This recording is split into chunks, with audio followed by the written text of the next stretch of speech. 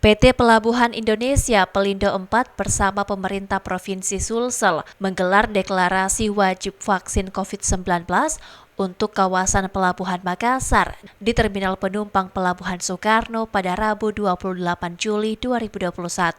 Deklarasi kawasan wajib vaksin ini ditandai dengan penekanan tombol oleh PLT Gubernur Sulsel dan penandatanganan deklarasi kawasan wajib vaksin. Dengan peresmian sebagai kawasan wajib vaksin COVID-19 ini, maka semua yang masuk di Pelabuhan Makassar wajib menunjukkan kartu vaksin minimal dosis pertama. Direktur Utama PT Pelindo 4 Makassar, Prasetya mengatakan, deklarasi kawasan wajib vaksin COVID-19 ini dimaksudkan untuk membentuk herd immunity di lingkup Pelabuhan Makassar dan akan diterapkan di 3 pelabuhan, yakni Pelabuhan Hatta dan Pelabuhan Soekarno dan kawasan Makassar Newport. Di hari ini kita baru saja melaksanakan deklarasi wajib vaksin COVID-19 di lingkungan Pelabuhan Makassar.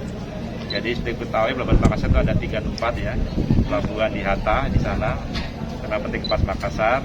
Dan yang kita berdiri di sini ada Pelabuhan Soekarno untuk barang-barang channel kargo dan penumpang. Kemudian satu lagi pelabuhan di agak-agak jauh, Makassar Newport.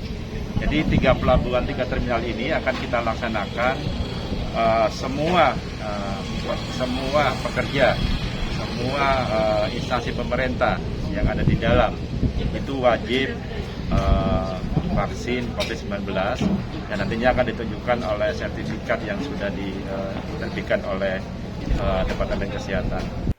Pihak Pelabuhan Makassar juga tetap akan menyiapkan posko-posko bagi yang belum melakukan vaksin COVID-19 secara gratis. Diharapkan dengan deklarasi ini, Pelabuhan Makassar bisa menjadi contoh bagi pelabuhan lain di Indonesia untuk menerapkan kawasan wajib vaksin COVID-19.